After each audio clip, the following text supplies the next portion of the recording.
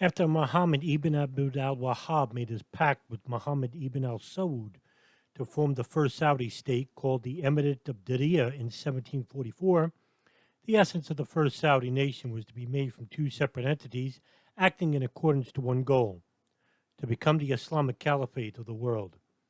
According to Madawi al-Rashid's novel, A History of Saudi Arabia, Muhammad ibn Abd al-Wahhab would declare to Ibn Saud, "You are the settlement's chief and wise man.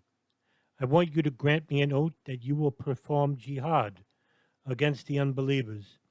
In return, you will be imam, leader of the Muslim community, and I will be leader in religious matters."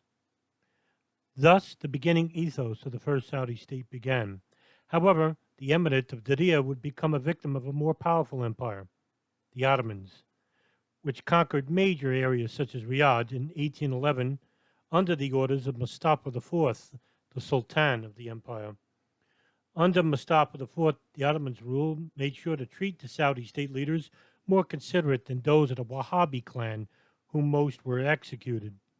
Over the course of the next 75 years, however, the Ottoman Empire began losing its influence in the region, as the Rashidi tribe began controlling parts of the Emirate of Diriyah and controlling certain locations such as Riyadh and Najd. But in 1901, a young but empowered Saudi began to complete what the Ottomans and Rashidis couldn't, a true Saudi state, governed by the religious ideology of al-Wahhab. This young man was Abdul Aziz ibn Abdul Rahman al Saud, or commonly known as Ibn Saud in Western culture. Ibn Saud was a charismatic leader and kept his men motivated and well armed. The Rashidi clan had advanced rumors of Ibn Saud wishing to invade and conquer Riyadh and went to the Ottomans for support. On June 15, 1904, Ibn Saud's forces suffered a major defeat at the hands of the combined Ottoman and Rashidi forces, but this victory was short-lived. During the next 2 years, the clans led by Ibn Saud disrupted major supply lines of the Ottoman Rashidi tribes after guerrilla tactics and warfare. Most of the armies led by the two dynasties suffered too many setbacks. The victory of Ibn Saud, along with his Islamic soldiers from the southern districts of the Emirate of Diriyah, saw to it that Ibn Rashid died in battle. This abruptly ended the Ottoman presence in Najd and Qasim by the end of October 1906.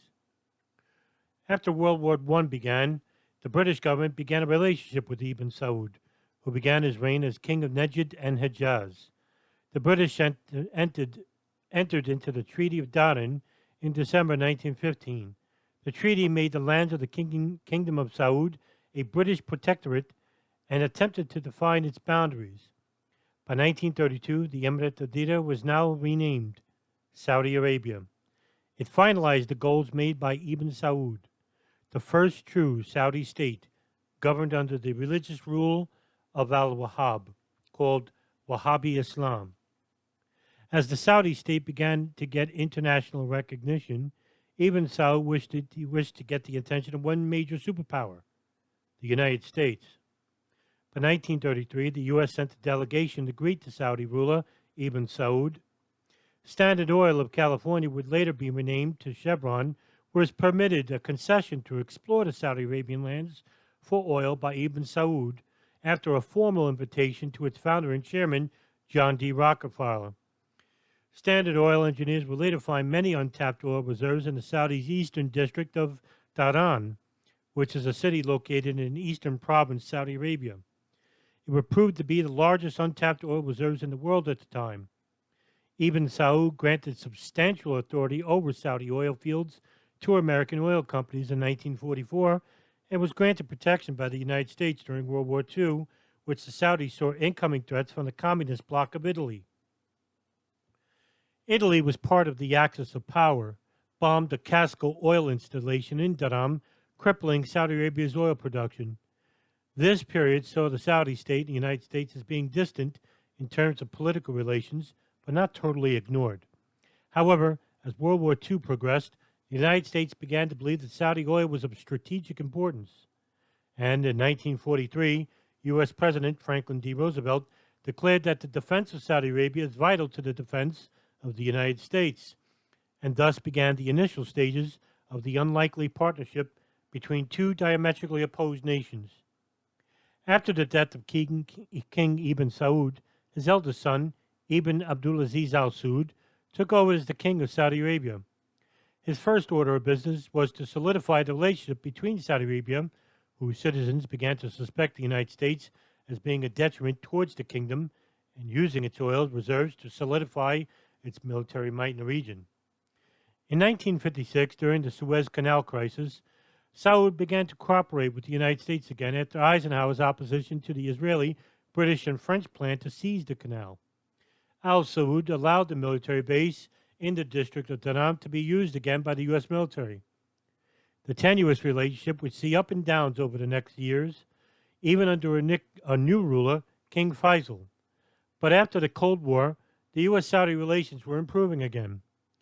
The United States pursued a policy of building up and training the Saudi military as a counterweight to Shiite extremism and revolution following the revolution in Iran, all under the watchful eye of another nation, which also saw the Saudi kingdom as a worthy partner in the years to come.